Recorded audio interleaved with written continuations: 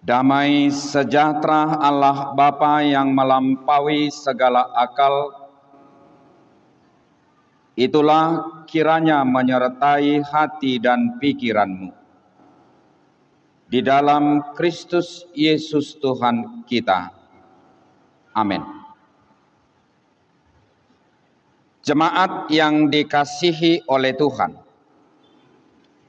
ketika kita memberlangsungkan acara ikat janji, firman Tuhan yang menjadi renungan bagi kita pada hari ini terkhusus untuk kedua calon mempelai, dikutip dari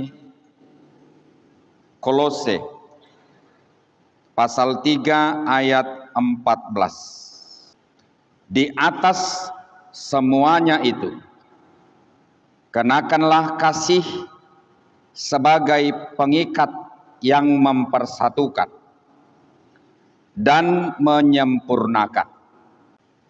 Demikian firman Tuhan. Pasti dari antara kalian berdua,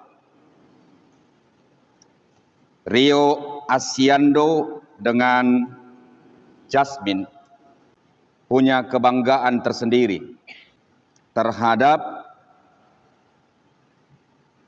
pasangan kalian berdua. Dan kebanggaan itu sendiri pastilah sesuatu yang setiap saat terundang untuk menceritakannya kepada banyak orang. Kau pernah cerita tentang dia ke mama? Semua kita punya pengalaman seperti itu. Dan kebanggaan yang ada pada diri kita masing-masing menyangkut soal pasangan kita, itu pasti ada yang mendasarinya.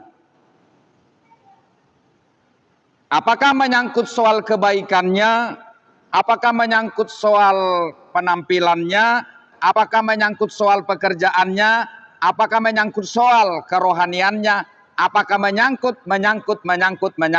yang lain.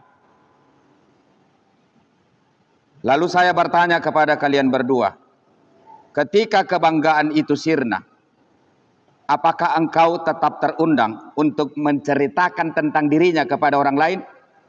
Jabatan bisa hilang. Pekerjaan yang kamu banggakan dari pasanganmu itu suatu saat bisa hilang. Lalu ketika jabatan itu hilang daripada pasanganmu itu, apa yang menjadi modal bagi dirimu untuk bercerita tentang dirinya? Kepada kebanggaan yang sudah terlanjur kau tanamkan dalam dirimu tentang dia menyangkut soal pekerjaan itu.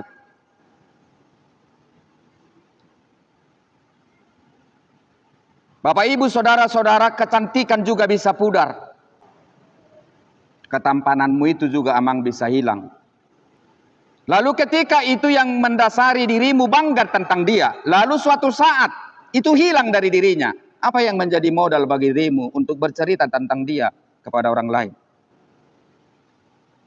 Itu artinya segala sesuatu yang mendasari kebanggaan kita terkadang terhadap orang lain, bahkan terhadap pasangan kita sendiri, itu bisa hilang.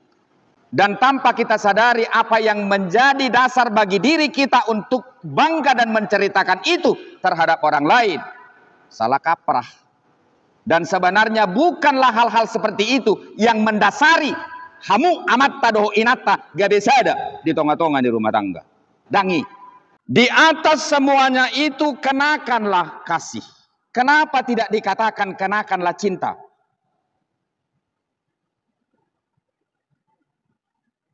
Apa kasih dengan cinta nggak serupa?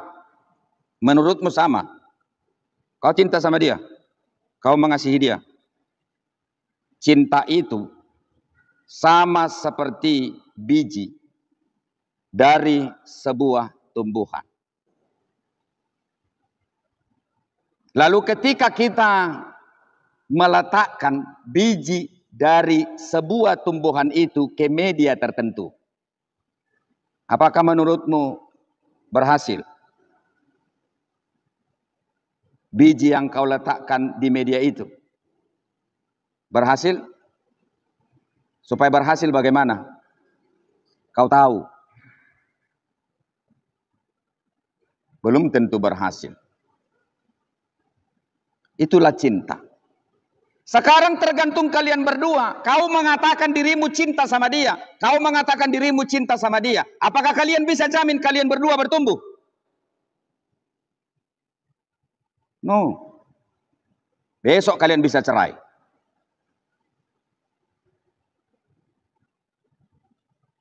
Karena gampang mengatakan. Nauludoho. Belamuauma. Gampang. Jadi cinta itu adalah identik dengan perasaan. Identik dengan emosi. Jadi emosi itu bukan hanya marah. Dia melihat engkau cantik, lalu dia tertarik. Kau melihat dia ganteng. Dia memiliki pekerjaan yang mapan, keluarganya baik-baik. Kau juga seperti itu terhadap dia. Itu hanya emosi. Lalu kalian harus menyadari cinta itu perlu disiram. Cinta itu perlu dipupuk. Cinta itu perlu diperhatikan. Cinta itu perlu dirawat. Jadi ketika hanya bermodalkan cinta tanpa kasih, itu bisa bahaya. Jadi kasih itu identik dengan apa? Pengorbanan, kepedulian. Keberkenanan diri kita berorientasi terhadap orang lain. Pamrih.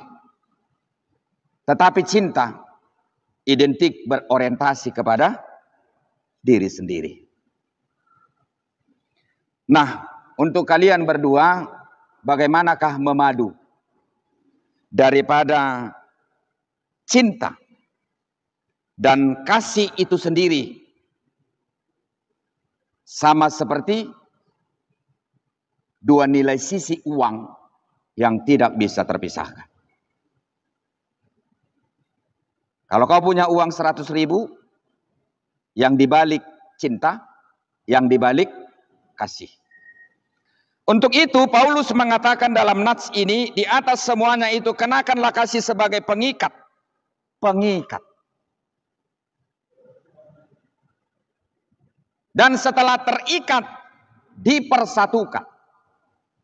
Dan kemudian disempurnakan. Kalian sudah saling mengenal? Betul. Tanya dulu bapak mamamu ini. Tak ada yang saling kenal ini.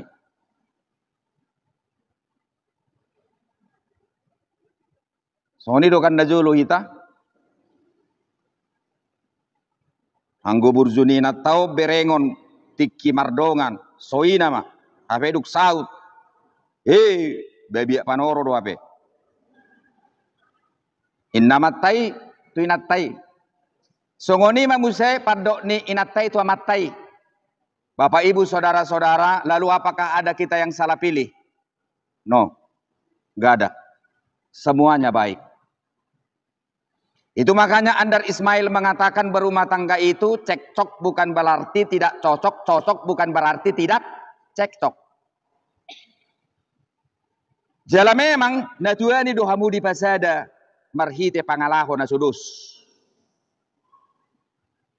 Untunglah kita dipersatukan Tuhan dua karakter yang berbeda. Dan ternyata rumah tangga adalah bukanlah media untuk memaksa dua insan yang berbeda untuk menghilangkan perbedaan. Tapi bagaimana dua insan yang berbeda di dalam roh dan di dalam iman mampu memahami perbedaan yang ada dan sekaligus mengelola perbedaan itu menjadi peluang. Jadi kalau dikatakan kenakanlah kasih mempersatukan dan menyempurnakan, bukan berarti tidak ada perbedaan Ninang. Kemungkinan kau pelit,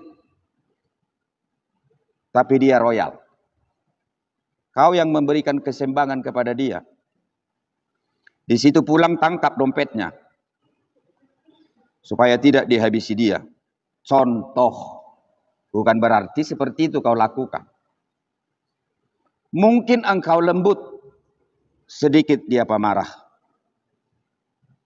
Mungkin dia itu adalah orang yang tidak peduli-peduli amat. Tapi kau orang yang mau berkorban. Disitulah keindahan daripada rumah tangga itu. Jadi berbicara Bapak Ibu Saudara-saudara soal kesempurnaan dalam konteks rumah tangga orang Kristen. Bukan berarti adem-adem saja. Tidak ada masalah, tidak ada persoalan, tidak ada pergumulan. Bukan. Tidak ada perbedaan. Bukan. Jadi ketika sempurna itu dinyatakan dalam kitab Kolose ini yang dibalut oleh kasih. Itu artinya kalian berdua yang hendak mendirikan rumah tangga ini dan yang mempersatukan rumah tangga itu adalah Kristus. Kalian harus komit bahwa di dalam roh rumah tangga ini harus senantiasa hidup. Apa yang pertama? Pengampunan. Kau akan memiliki kesalahan terhadap dia. Kau harus komit inang mengampuni. Kau akan melakukan kesalahan terhadap dia. Kau harus komit mengampuni. Gak bisa tidak. Rumah tangga tanpa pengampunan, maka rumah tangga itu akan menjadi neraka. Apa modal untuk itu? Kasih, bukan cinta. Kasih. Jadi cinta tadi itu adalah lebih mengundang perhatian terhadap diri kita sendiri. Tapi kasih itu lebih mengekspresikan rasa empati yang ada dalam diri kita terhadap pasangan kita. Satu-satunya adalah wujud daripada kasih itu apa Inang? Ampuni dia. Ini nggak sempurna ini. Jadi kalau kutanya tadi kalian sudah saling pengenal? Enggak. Setiap saat kita menemukan hal yang baru tentang pasangan kita itu. Ayo do HP pangalakon niyon. Dah kuripusongon niyon. Tapi itu Inang menjadi kenikmatan. Ada hal yang baru, ada yang negatif, ada yang positif. Tapi syukurilah, karena itu tanamanmu. Biar dia berbuah, sama seperti pohon anggur itu harus digunting. Buahnya yang lain, potong. Biar dia berbuah besar, potong. Apanya kamu potong? Bukan hidungnya. Pangalahona hurangi sianibana, pelan gunting. Jangan dia tahu. Sama seperti si Delila. Menggunting siapa? Rambut siapa? Pada waktu tertidur siapa? Simpson. Diambilnya gunting pelan-pelan. Ini kelemahannya Sri Tonga ini. Macam-macam lu. Potong. Jadi laki-laki itu nggak ada yang kuat-kuat amat. Nggak ada. Nyo sudah kebawon. Yang dibuat-buat dia itu kuat. Sebenarnya semua ini lemah. Tapi kalian juga perempuan ada kelemahan kalian. Jangan sok-sok kalian. Ada juga kelemahan kalian. Tapi indahnya rumah tangga itu ketika kita tahu di mana yang menjadi kunci kelemahan. Jadi perempuan itu kan paling suka dipuji. Paling suka. Pujilah dia terus. Ketika dia masak sayur 2 kali buat garam, puji aja. Enak pak? Enak. Oh luar biasa. Apa yang mati ba mangalangi? 2 hali siray bain. Apa yang lupa dari mana? Puji aja. Tapi nanti bilang, mah itu sayur yang kemarin itu kok bisa gitu ya? Kenapa? Aduh saya sudah mau mati. Lalu dia ingat, aduh ternyata saya buat garam 2 kali pak. Jangan di situ kasih tahu. Paling suka perempuan itu dipuji. Apalagi mulai neng lautu pesta. Oh nama hubereng ina no baga di kecamatan non. Torni mau bagaimana? Kalau itu aman lah kau. Tapi ingat, laki-laki itu paling suka tahu dihormati.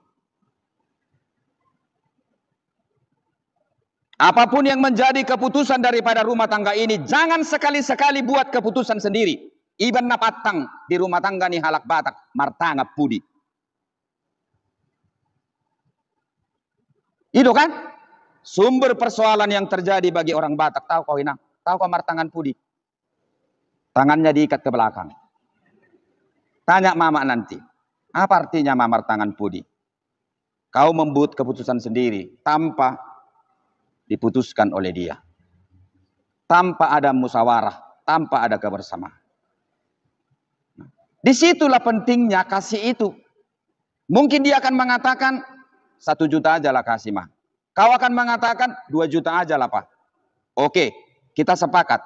Ketemu di tengah, 1,5 juta aja lah. Kan aman.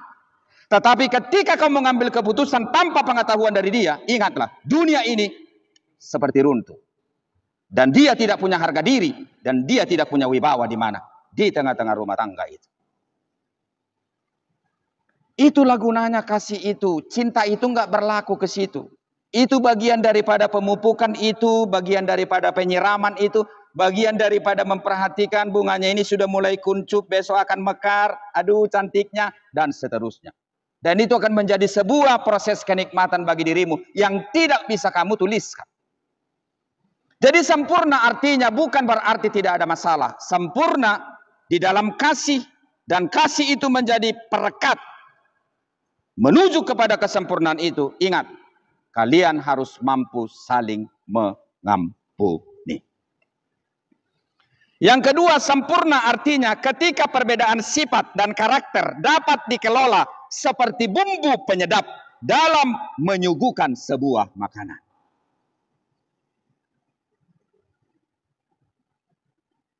Bumbu. Kadang-kadang menyakitkan sekali yang berumah tangga ini. Apalagi muncul perkataan dari seorang suami kepada istrinya. Samanya kau seperti mamamu itu katanya. Mengerikan. Apalagi ada ucapanmu yang seperti itu terhadap dia. Memang seperti keluargamu itu kau. Jangan. Buku yang saya baca, ketika kawinang telah berhasil dan berjuang merebut hatinya, kau harus bertanggung jawab memelihara hati itu. Ketika kau telah berhasil merebut putri Medan ini, putri Tanjung Sari ini, dan kau mendapatkan hatinya, bertanggung jawab bos. Kami bisa datang rame-rame nanti ke sana. Semua jemaat Tanjung Sari. Pertanggungjawabkan. Genggam dia. Pelihara. Dan jangan ada yang menyakitinya.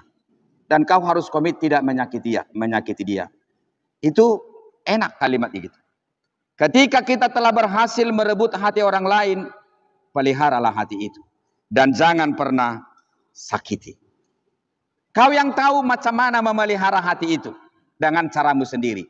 Untuk itu kalian berdua, kunci kesuksesan daripada rumah tangga itu, atau kesempurnaan sebagaimana apa yang diminta daripada kitab Kolose 3 ayat 14 tadi. Kalian harus mendasarinya dengan kasih. Maka perbedaan itu dari antara kalian berdua jangan dibuang, jangan dipaksakan, dikikis. Walaupun komit untuk saling melihat kelemahan yang ada, tapi jadikan itu menjadi apa yang tadi? Bumbu. Yang ketiga, dalam hal mewujudkan kesempurnaan itu di dalam kasih, ketika kalian berdua mampu mengakomodir, mengelola kelebihanmu, kekuranganmu, menjadi peluang, dan tidak menjadi pemicu untuk menghancurkan proses pembangunan kebersamaan, peningkatan keharmonisan, serta meningkatkan roh pertumbuhan hubungan emosional satu dengan yang lain. Hamang doho tamuinang jok-jok do sahalak ina nama balu,